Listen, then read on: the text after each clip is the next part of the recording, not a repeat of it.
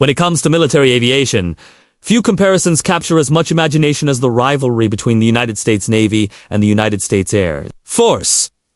Both branches have developed advanced aircraft, world-class training systems, and unique operational doctrines. But one of the most fascinating aspects of this rivalry is how differently they approach the challenge of landing. For the Navy, aircraft are built, and pilots are trained with the primary focus on one of the most difficult feats in aviation, landing on an aircraft carrier at sea. For the Air Force, the emphasis is on precision landings on runways around the world, many of which may be in contested zones, forward operating bases, or austere environments where the conditions may be far from ideal. Comparing these two approaches gives us an incredible window into the design, performance, and philosophy that make each branch unique. Imagine for a moment the difference in environments. A naval aviator must bring a jet, sometimes weighing more than 20 tons, moving at speeds above 150 miles per hour, onto a strip of steel that is roughly 500 feet long, pitching and rolling with the motion of the sea. It's like trying to thread a needle while standing on a rocking boat. The landing itself is not gentle.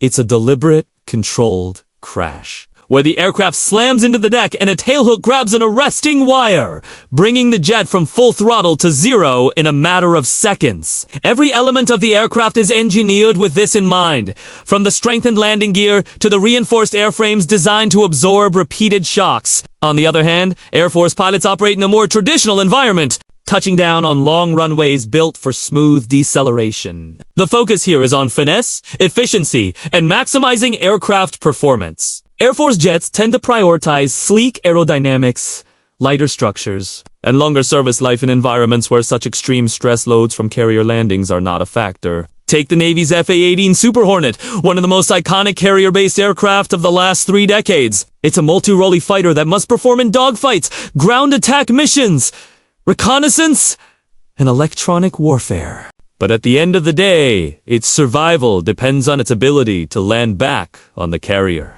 The landing gear of the Hornet is visibly thicker and sturdier than what you would find on comparable Air Force aircraft like the F-16 Fighting Falcon, where the F-16's landing gear is optimized for minimizing drag and weight. The F/A-18 has struts designed to slam down hard and not buckle under stress. The arrestor hook system on the Hornet is another defining feature. A retractable steel hook mounted at the rear of the jet, designed to grab one of 4 arresting cables stretched across the carrier deck. Pilots don't try to touch down softly. They aim for a precise target zone, knowing that missing the wires means going full throttle for a bolt or another pass around the ship to try again.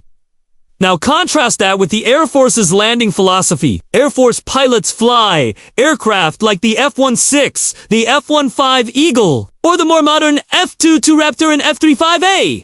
Lightning II, which are optimized for runway operations, their landings, while still challenging, are far more forgiving in terms of margin for error. A runway can be over 10,000 feet long, giving ample space for deceleration, even if the initial touchdown is not perfectly executed. Air Force jets use brakes, aerodynamic drag, and sometimes parachutes for rapid deceleration, but they are not designed for the brutal carrier landing environment. The landing gear is lighter, which reduces overall aircraft weight, improving performance in terms of speed, agility, and fuel efficiency. Air Force landings demand smoothness and accuracy, but they don't involve the violent deceleration of catching an arresting cable on a moving ship. The training pipeline reflects this fundamental difference. A Navy pilot spends hundreds of hours mastering the art of carrier approaches, learning to land not by flaring gently like a civilian pilot, but by maintaining a controlled descent onto the deck with engines spooled to full power in case of a missed wire. They are guided by the optical landing system on carriers, known as the Fresnel lens or meatball, which provides real-time visual cues for glide slope correction.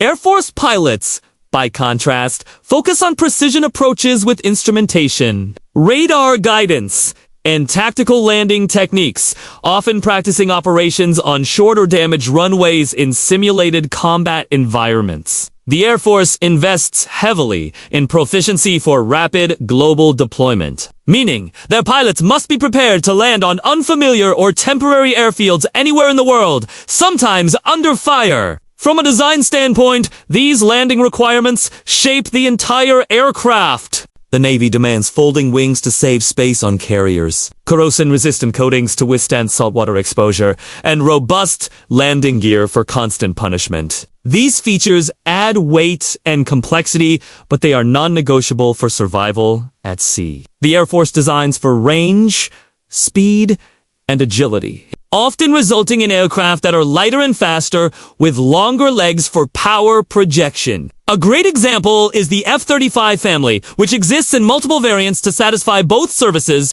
The F-35C, designed for the Navy, has larger wings for improved low-speed handling, stronger landing gear, and a tailhook assembly for carrier operations. The F-35A, for the Air Force, has lighter gear, no tailhook, and a slightly different wing profile to optimize performance from land-based runways. These subtle but crucial differences show how landing requirements ripple through the entire design philosophy. The landing experience itself is a visceral contrast. On a carrier, the approach is conducted at night, in bad weather, or in high sea states, with pilots relying on their instruments and muscle memory to align perfectly with a moving deck. The stress level is immense, with no room for hesitation. Pilots describe carrier landings as one of the hardest tasks in aviation, often saying that no two landings are ever the same because the sea is never predictable. Air Force landings, while less extreme, demand a different kind of precision. At high-performance airfields,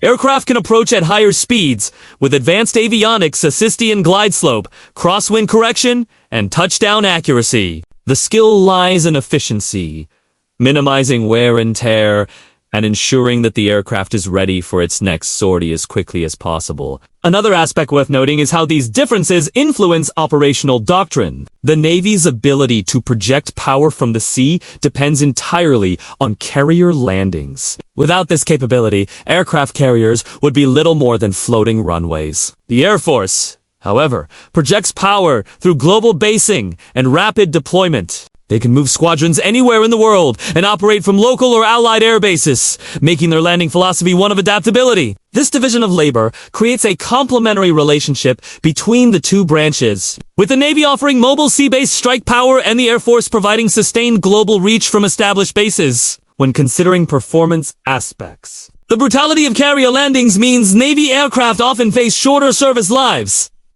due to airframe fatigue compared to their Air Force counterparts. The constant punishment of slamming onto steel decks puts stress on every rivet and joint. Maintenance crews work tirelessly to keep these jets airworthy, replacing landing gear struts, inspecting hooks, and repairing structural wear. Air Force aircraft, with smoother landings and less frequent extreme stress, can sometimes enjoy longer operational lifespans before requiring deep maintenance. This affects not only the aircraft design, but also the logistics and cost of operating fleets over decades. From the perspective of sheer spectacle, the best Navy versus Air Force landings showcase the essence of this rivalry. A Navy Super Hornet thundering onto the deck, tailhook lashing down to grab a cable, engines screaming at full power in case of a missed catch, sparks flying as wheels slam onto steel. An Air Force Raptor gliding onto a runway with surgical precision, its stealth profile cutting through the air, braking smoothly as it comes to rest with minimal strain. Each landing is a reflection of doctrine, technology,